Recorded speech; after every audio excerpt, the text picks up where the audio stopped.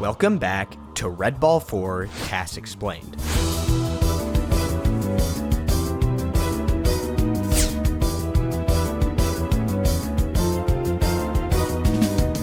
In the first part of this series, we thoroughly explored the tool-assisted speedrun of Red Ball 4 Volume 1, a perfectly crafted completion of the game that once clocked in, leaps and bounds ahead of its real-time speedrun counterpart. The TAS fully utilized all of the game's intricate mechanics, including coyote jumps, double jumps, screen jumps, corner boosts, enemy boosts, level transitions, collision tolerance, vertex bumps, velocity conversion, and more, all of which were fully explained.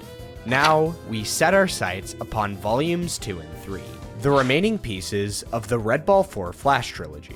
If you haven't seen part 1 of this series, I implore you to go watch it right now, as every mechanic that I just listed, all of which have many applications in these 2 remaining volumes, are not going to be re-explained. With that out of the way, I say that we travel into the woods to view the TAS of Red Ball 4 Volume 2, starting with levels 1 and 2.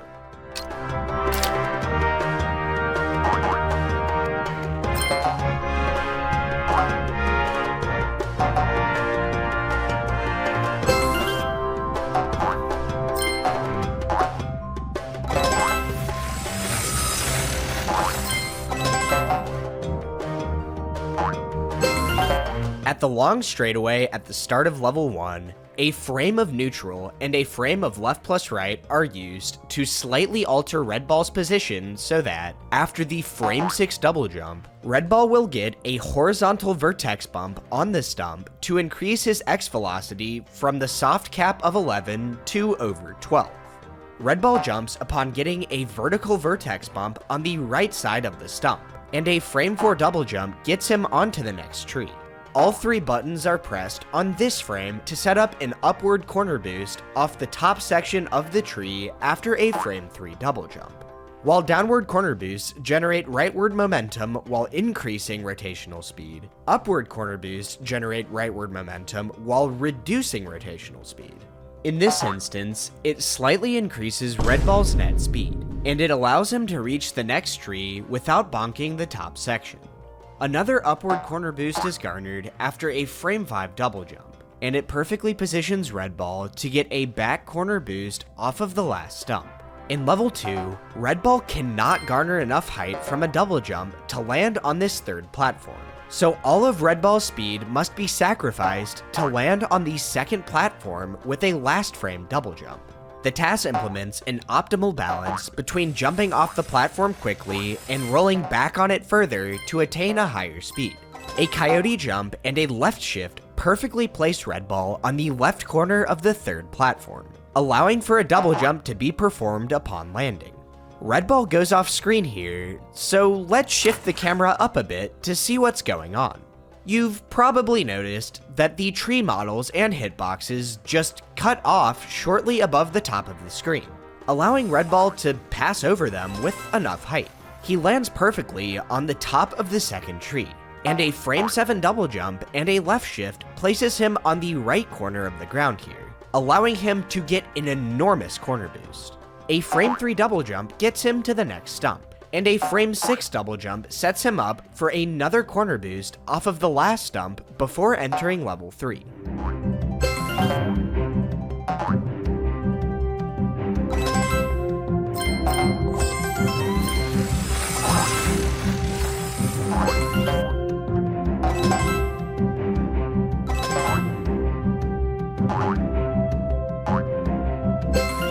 Red Ball double jumps at the start of level 3 and gets a small vertical corner boost off of the 2nd stump before performing another double jump. This gives him enough height to make it up the next tree after bonking and rolling over the corner.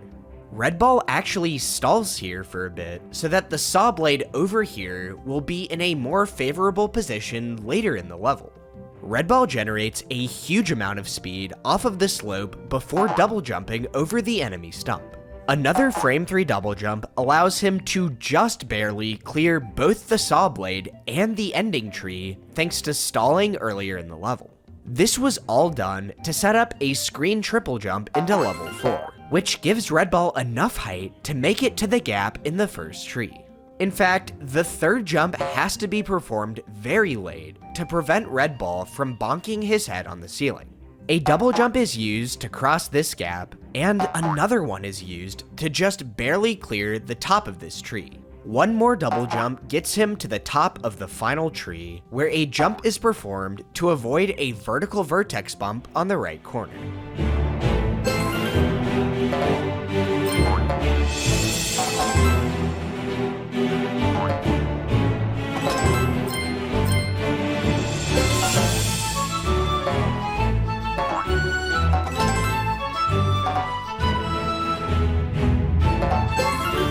Unfortunately, the start of level 5 bears quite a resemblance to the start of level 2.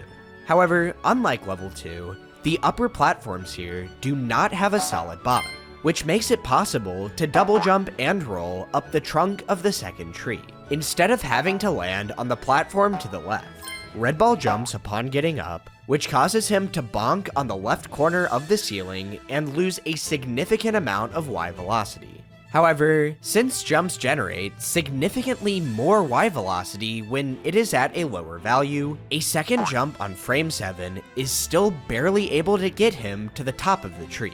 These right and left taps manipulate Red Ball's position and velocity so that a frame 6 double jump will perfectly land him on the back corner of this stump for a huge boost before double jumping to the next tree, also similar to level 2. A coyote jump off of this platform sets up a corner boost going into level 6. Red Ball performs a double jump into a corner boost into a coyote jump to land gently on this pivoting platform. An intricate, handcrafted sequence of inputs are performed here to ensure that Red Ball double jumps above the next tree without bonking. He perfectly grazes the corner to reset his jump flag without losing any speed, and a coyote jump sends him to the back corner of the next tree, where he gets a boosted double jump. This double jump perfectly gets him to the back corner of the last stump, yielding an enormous boost.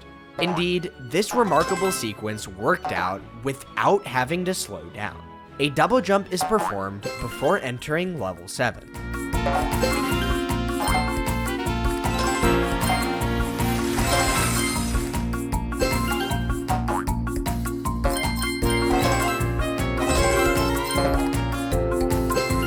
The carried over Y velocity lands Red Ball on the first stump, where a frame 5 double jump is specifically performed to make this vertical vertex bump less significant.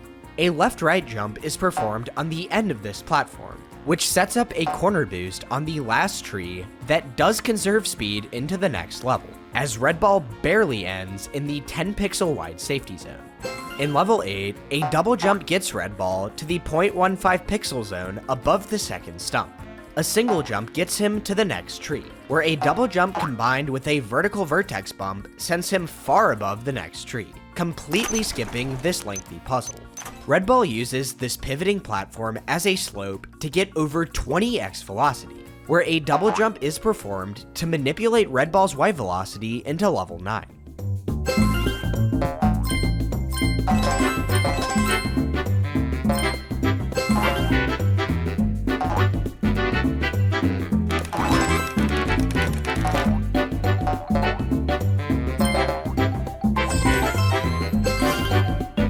Red Ball neutral jumps and gets an upwards corner boost off of the first tree while barely avoiding the ninja. This causes the double jump to send him through this one-way platform and to the next tree without bonking the top. A left-right jump is performed here to set up a good corner graze after the double jump to reset the jumping flag.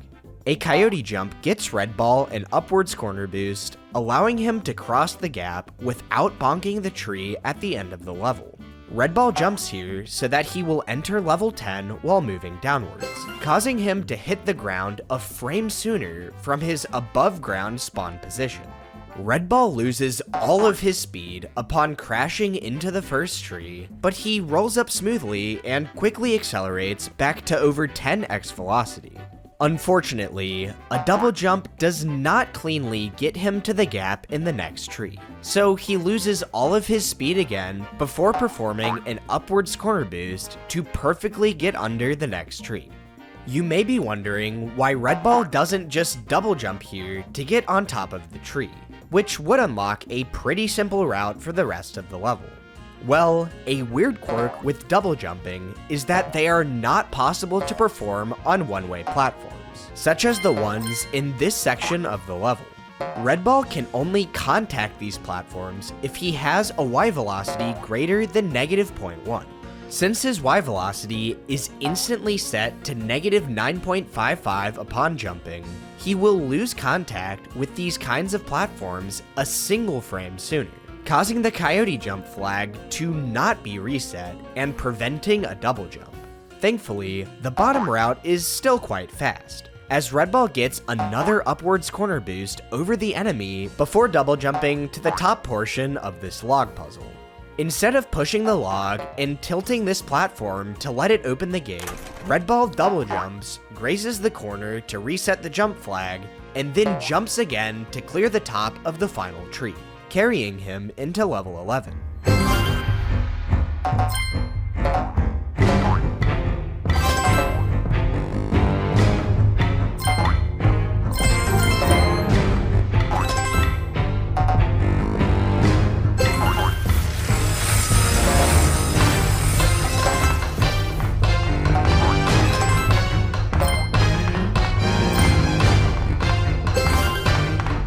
When you transition from one level to another, Red Ball's spawn position, as set in the level sprite, will be shifted over to the left wall.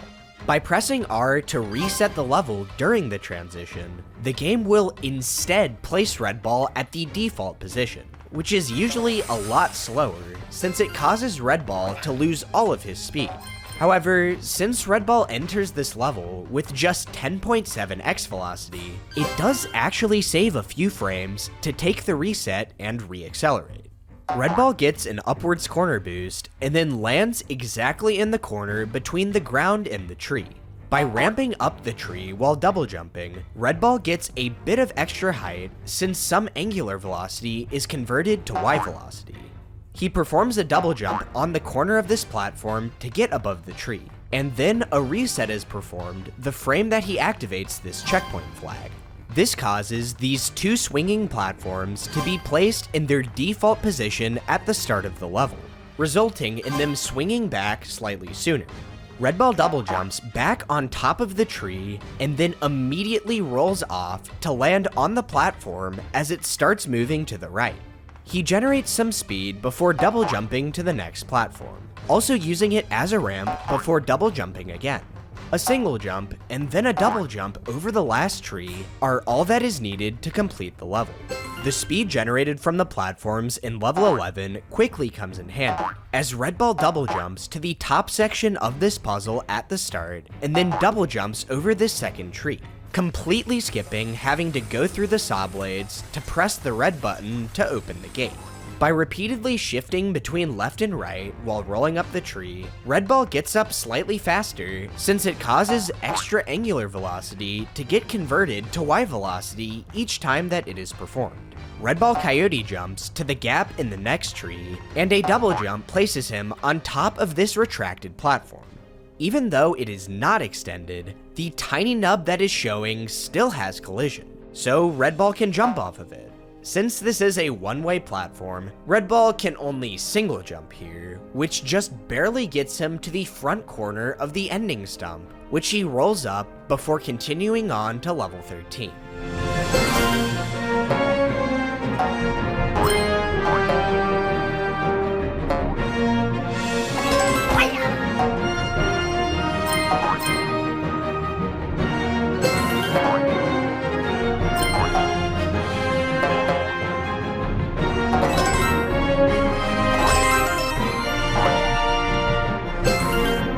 A reset is taken during the transition since Red Ball is at a low speed, and he quickly navigates through these platforms. This area is one of the few regions in the game where jumping physics are intentionally modified to make Red Ball get way less velocity from jumps when he is already moving upwards, potentially to prevent him from using these suspended platforms like trampolines. This makes any double jumps performed in the area actually give less height than normal jumps, but it thankfully doesn't extend far enough to prevent Red Ball from double jumping on top of the gated tree. Red Ball stalls again here to wait for this enemy to be in a better position, and then he rolls off and jumps to hit the ninja on its right face while it is near the peak of a rightwards jump. This boosts his X velocity and sets his Y velocity to -8. He bonks the corner of this one-way platform to ensure that he clears the log with a single jump and lands on the leftward swinging platform.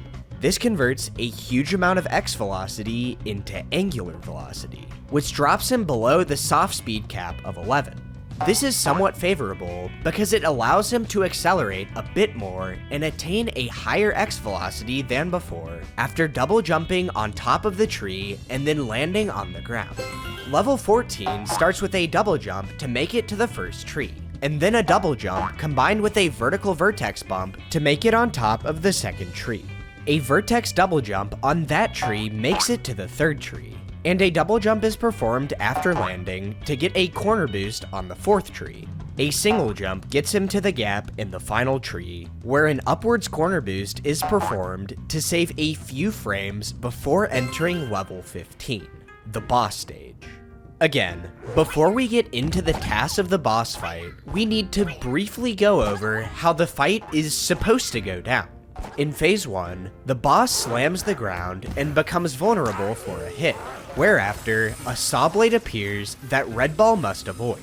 The boss starts bouncing to the other side of the screen, and any contact with the player will reverse his direction.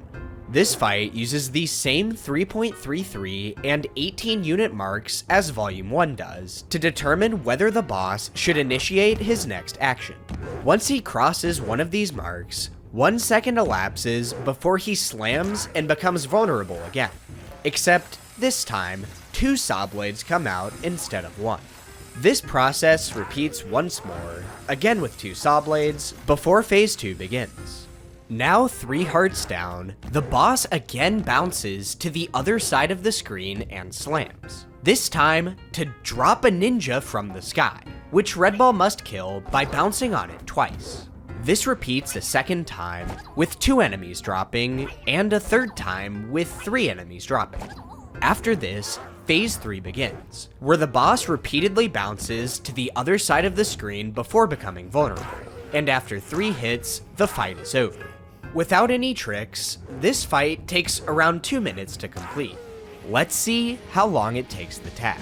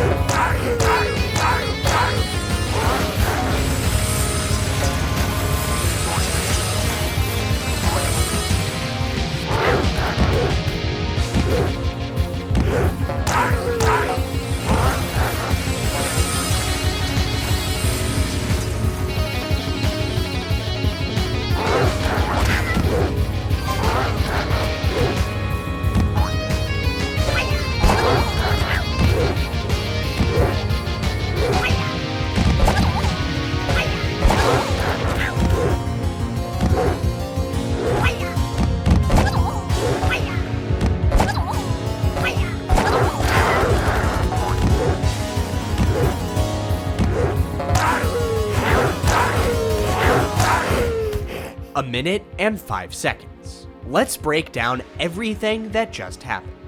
The timing of the saws coming out is based on when the boss slams on the ground rather than when he gets hit, so the task can take the time to hit him from his right side, pushing him slightly to the left. This causes the saw blade to travel a shorter distance since it turns around when it gets near the boss. Red Ball hits the boss to the right the same frame that he starts bouncing. Once he is beyond the 18 unit mark, the 1 second slam countdown begins. However, the rightward hit is done in such a way that the boss hits the ground the exact same frame that the slam begins. After a slam begins, the boss waits to touch the ground again before becoming vulnerable. However, since he is already on the ground on frame 1 of the slam, he instantly becomes vulnerable. The jump from the slam still goes through, which allows Red Ball to get under him, hit him in the air, and then heave him to the middle of the stage. This causes the first Saw Blade to travel a significantly shorter distance. Each frame, the game checks to see if the boss and the first Saw Blade are on the same half of the screen, which cues for the second Saw Blade to be sent out from the opposite side. This should always result in the second Saw Blade coming out of the same side of the screen as the first. But since the boss briefly crosses to the left side of the screen while the first Saw Blade is over there, it causes the second Saw Blade to be sent out from the right side instead. The boss then rocks back to the right side of the screen, which causes the Saw Blade to just cruise along, because it only stops if the boss is on the opposite side of the screen from where it started. To repeat this whole process, Red Ball hits him on the top, the frame that he starts bouncing, to make him leap to the right, which causes his next jump to last for exactly 30 frames, causing another glitchy slam. Red Ball again heaves the boss to make him briefly rock past the middle of the screen, and the Saw Blades, more or less, do the exact same thing as before. Afterwards, the boss starts bouncing again, but Phase 2 won't begin until he passes the 3.33 unit mark on the left side of the level. Therefore, Red Ball must wait a bit before expending his last heart to boost the boss to the left. A reset is taken the frame that the boss crosses the 3.33 unit line to start Phase 2, just before Red Ball's respawn timer expires. Since this is a checkpoint, the reset keeps the fight in a Phase 2 state, regenerating Red Ball's hearts for use later on. Red Ball rolls under the boss after it jumps to make the enemy spawn right next to the boss. These enemies require 2 hits to kill, and making them rub up against the boss significantly reduces their jump height and allows a second hit to be dealt much sooner. The 15 frame hit cooldown from Volume 1 still applies here, so an optimal second hit is dealt 16 frames after the first. The boss is hit to the right in a specific way to cause a glitchy slam while also making the enemy spawn in a position where it can be hit under the boss after he jumps again. This causes his slam to end sooner, spawning the second enemy earlier. The triple drop follows almost the exact same procedure for the first 2 kills, but it is unfortunately not possible to push the second enemy under the boss for a faster third enemy spawn. After it is killed, another reset is taken the frame that Phase 3 begins, to restart it with full health. The boss bounces to the left of the screen before becoming vulnerable, and Red Ball hits him on the first possible frame. The frame he becomes aggro again, Red Ball hits him to reverse his direction and make him vulnerable, deals another blow, and repeats this again to finish off the fight. The run clocks in at a 3:16.2. which is over 50 seconds faster than the current real-time world record, a gap much larger than the other 2 volumes. Because of the immense amount of obstacles present in Volume 2, speed had to be sacrificed at many points throughout the task, and it couldn't be built up as high as it was in Volume 1. However, the programmed completion of the game that we just went through today still exploited every facet of the game to its maximum potential to turn a game that is supposed to be extremely puzzle-driven into something completely different. Now, let's venture into the box factory to see the incredible tasks for Red Ball 4 Volume 3. But before we get there, I would like to take a minute to tell you about this video sponsor, Drink Control. Control is an excellent meal replacement shake that comes packed with the protein, fiber, vitamins, and minerals that you need while only having a single gram of sugar. But don't let that fool you. These things taste absolutely great, and my personal favorite flavor has definitely been the cookies and cream. As a college student, drinking Control has been a huge time saver with cooking in the mornings and between classes. And as someone who started going to the gym this year, being able to drink a meal replacement shake with protein that I actually enjoy has been a huge help in hitting my daily protein intake. To order from their wide assortment of flavor options, they have an excellent bundle builder where you can try out their products while saving some money. And make sure to use code MAXIMUM for an extra 10% off your first order, or just click the link in the description. Thanks again to Control for sponsoring this video.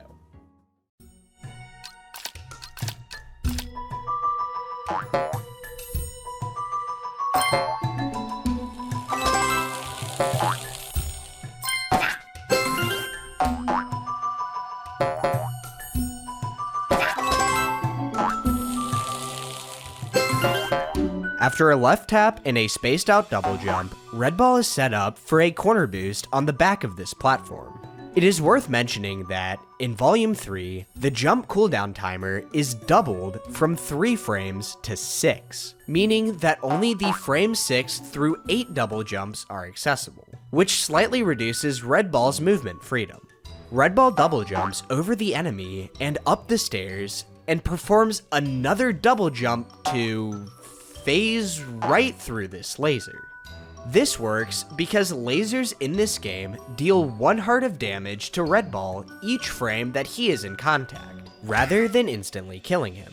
Red Ball is positioned in such a way that he is able to get through the laser in 2 frames, meaning that he escapes it with just 1 heart left. This isn't too much of a concern since Red Ball's health replenishes at the start of each level.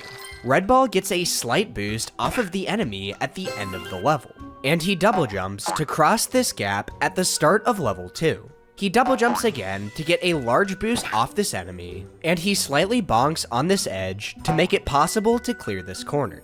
Red Ball barely makes it through the laser in 2 frames before rolling off to enter level 3.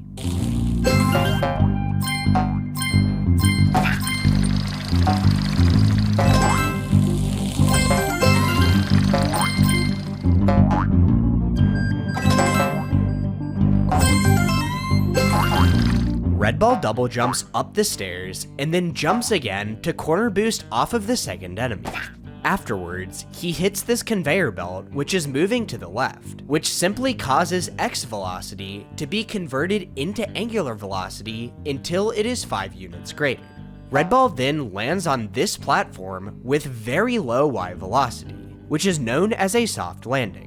This causes his X velocity and angular velocity to gradually merge at a rate of roughly 0.12 X velocity per frame instead of instantly equaling out. While the soft landing doesn't really affect much here, the concept of preserving a velocity imbalance for longer will be important later on. A double jump clears this laser gap, and a jump is performed at the end of the level to land on the conveyor belt earlier in level 4.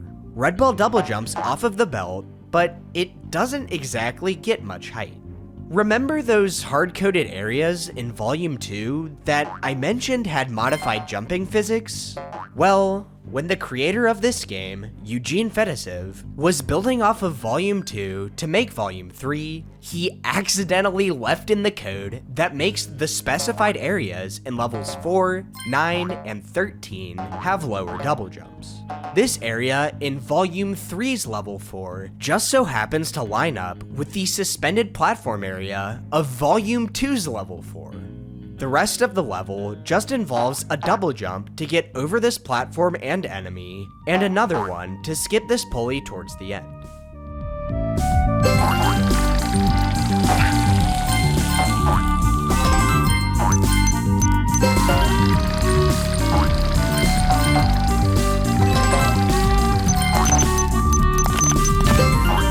A left tap at the start leads to a good enemy boost after the double jump, which barely gets Red Ball through the first laser in 2 frames. Another double jump gets him a great corner boost off of the last enemy to fly into level 6. Red Ball jumps to avoid the left moving conveyor and lands on the right moving one. which instead causes angular velocity to be converted to x velocity until it is 5 units greater. Red Ball double jumps from the third conveyor to get a corner boost from this platform, and a Coyote jump takes him to the foot of the button. A left shift is performed so that Red Ball perfectly hits this tiny slope at the button's front. A ton of X velocity is converted to Y velocity, and Red Ball initiates a double jump. This allows him to clear the hanging platform without having to lower it at all. Red Ball lands on the ending platform with about 4 less X velocity than before the button jump, and continues on to level 7.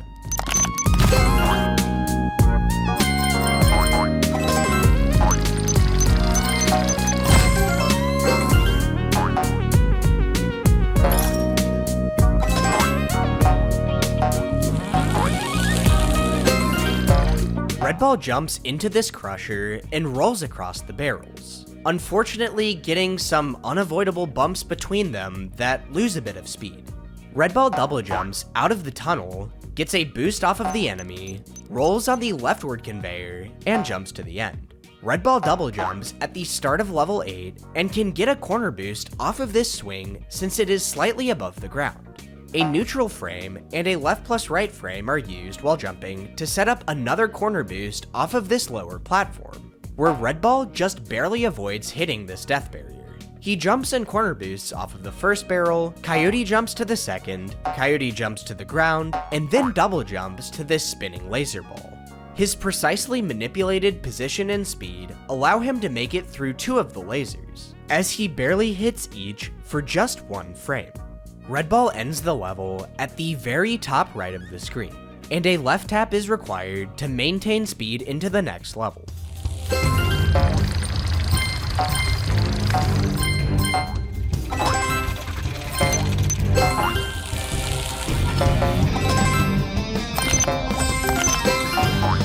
At the beginning of level 9, Red Ball jumps on this conveyor and intentionally bonks the corner of the second crusher to slow down and approach the third crusher with a lower Y velocity. Perfectly positioned on the right side of the third crusher, he uses its massive downward force to propel himself forward, instantly doubling his X velocity from 12.5 to over 25, a process known as a crusher boost. Normally, Red Ball will be, well, crushed by the falling piston. But since the corner hits him slightly left of his top center point, it forces him out instead. When Red Ball goes airborne and starts moving to the right, his angular velocity will stop increasing after it is set to a value that exceeds 6.64. On this frame, his angular velocity was manipulated to be slightly below this cap so that, on the next frame, it will go as far above this cap as possible. Some X velocity is converted into angular velocity the frame that Red Ball hits the ground, and he jumps from the conveyor to the next platform. There is still a massive difference between the 2 velocity values, but since Red Ball lands with quite a low Y velocity, the rate of X velocity to angular velocity conversion is quite low. The next platform is another soft landing, allowing him to maintain this temporary speed boost for longer. Red Ball jumps across the gap and bounces on this enemy, which allows for yet another soft landing at the start of level 10. Red Ball double jumps straight away and phases through both lasers of the spinning ball, overlapping each for 1 frame. After Red Ball lands quite hard, his velocities finally equal out. Red Ball double jumps all the way over to this second red button, and a Coyote jump allows him to land before finishing the level. And for the first and only time in the TASes for all 3 of these volumes, Red Ball misses the 10 pixel sweet spot at the end of the level, causing him to contact the right wall and lose all of his X velocity before entering level 11.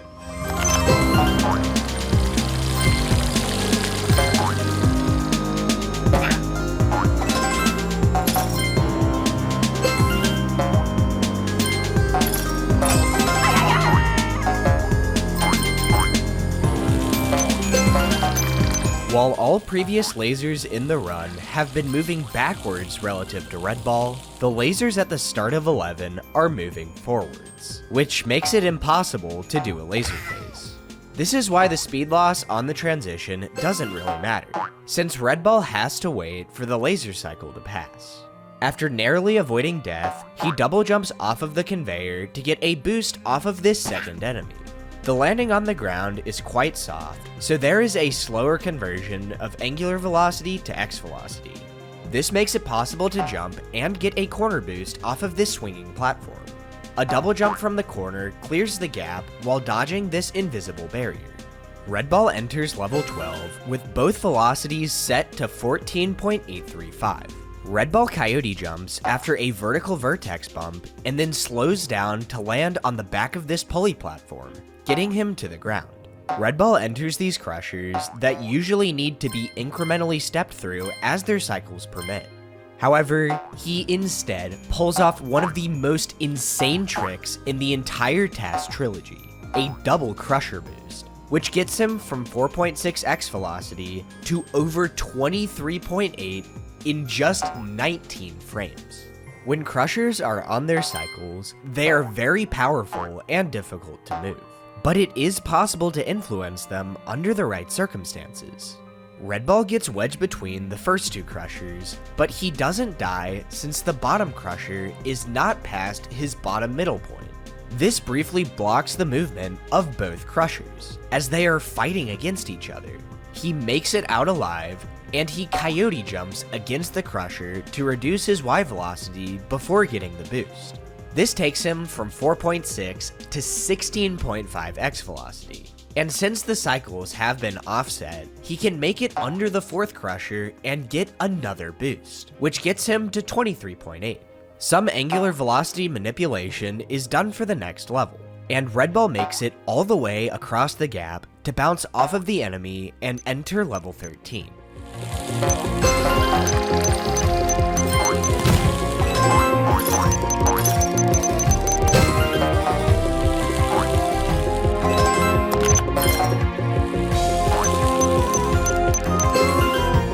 Red Ball is moving upwards at the start of the level, so he doesn't contact the ground with a soft landing until frame 7, where he begins a double jump. Red Ball clears the conveyor belt before sticking a hard landing over here, which still maintains some disparity between the two velocities. His X velocity is still high enough to be able to phase through this laser after jumping, and left is tapped twice to get him to this position, halfway off of this platform. When gravity is applied on this frame, he is met with partial resistance from the ground, causing his Y velocity to be 0.16 instead of 0.5. A coyote jump is performed on the same frame as the partial fall to get his Y velocity to negative 9.39, and after a left shift, he brushes perfectly against the corner of the first moving platform. A frame 8 double jump allows him to barely dodge the upper platform while still making it to the top of the other double-decker platform, also barely grazing the corner. A frame 1 coyote jump makes him land on the ending platform the quickest, because jumping with negative 4.82 Y velocity gives significantly less upwards momentum than jumping with negative 2.32. Landing early here is advantageous because it allows angular velocity to be converted to X velocity sooner, which saves a bit of time before entering level 14. Red Ball double jumps to get on top of this platform, which, similarly to the trees in Volume 2, does not extend very high past the top of the screen. After jumping from there, Red Ball gets a corner boost off of this platform and then falls onto the swinging platform, which tilts upwards and moves forwards. After a double jump, he gets one final enemy boost to barely phase through this laser. Now, all that stands in his path is the final boss. Again, we are going to briefly go over how this fight is supposed to go down before analyzing the task. In Phase 1, the boss slams to send the crushers after Red Ball before rolling to the right, looping to the other side of the screen and becoming vulnerable. Once the crushers let up, Red Ball can roll to the left and damage the boss. This repeats 2 more times on alternating sides of the screen before Phase 2 begins. Here, the crushers fall in 5 predetermined patterns, and Red Ball just has to dodge them all. Finally, in Phase 3, the boss rolls on from the right side of the screen and slams to spawn a bomb enemy from the opposite side of the screen. Red Ball must enter this bomb's activation zone to make it charge after him, and then dodge it so that it hits the boss instead.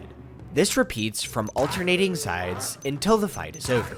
Now, let's see how the task picks it apart.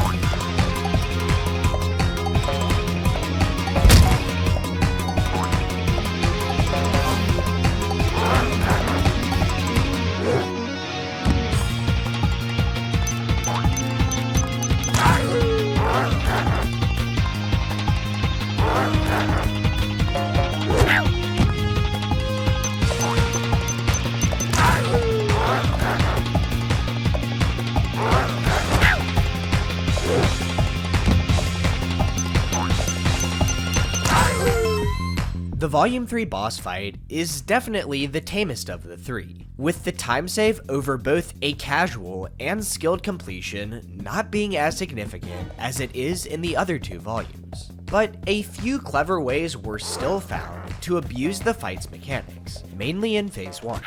Instead of moving to the right after the crushers fall, Red Ball jumps into these crushers on the left and weaves his way through them before hitting the boss while he is still aggro.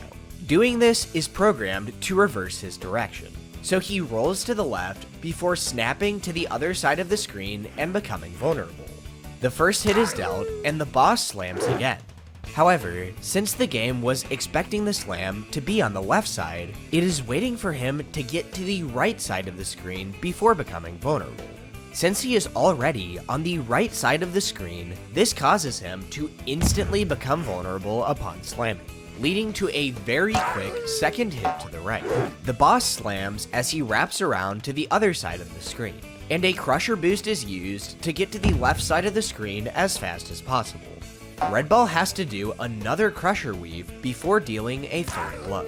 Another crusher boost is then used to allow Red Ball to knock the boss to the left at high speed, which causes him to wrap around to the other side of the screen sooner, which cues the start of Phase 2. A reset is taken the frame that Phase 2 starts to replenish Red Ball's health, also segmenting the remainder of the fight. There is unfortunately nothing that can be done to make Phase 2 go any faster, as it is essentially an auto-scroller. So the task takes the liberty of turning the crushers into some sort of playground. Another reset is taken the frame that Phase 3 begins, since it also loses no time. For Phase 3, the task pretty much does exactly what a real-time player would do, but optimized to perfection. Each position that a bomb can be activated at has a deterministic outcome for how fast the bomb will roll and whether its explosion will be close enough to the boss to damage it or not. The first activation gets a very fast bomb whose explosion just barely hits the boss. Red Ball hits the boss to the left during his second slam, which will make him roll off the screen faster after he gets damaged. This was carefully manipulated to push him as far as possible while still being in range of the fastest bomb position for the second hit. Because the bomb starts moving once the boss finishes the slam, this saves additional time since his angle makes him hit the ground a few frames faster. Since the third bomb constitutes the final hit, the boss is instead pushed in a way that makes him jump further to the left. This serves the dual purpose of making him hit the ground faster and allowing for a slightly earlier bomb activation that will still hit him. After the bomb explodes, the task clocks in at a 246.2, which is over 30 seconds faster than the current real-time record. So, there you have it. Across the two parts of this series, the tool-assisted speedruns for Red Ball 4 Volumes 1, 2, and 3 have all been fully explained. These intricate creations represent what is possibly the theoretical maximum for each of these installments. When the tassing scene for Red Ball 4 first developed, the times that were achieved far surpassed anything real-time runners had managed to accomplish. However, slowly but surely, over time, real-time runners have narrowed the gap further and further, even as the TASes have continued to see improvements. Once again, an enormous shout out goes to the two authors of these TASes, Starline and Not Very Good, for making this project possible. They are the ones who relentlessly picked these games apart with a fine-tooth comb, and I am just the mediator who is here to tell you all about their amazing work. So, thank you for being here to listen.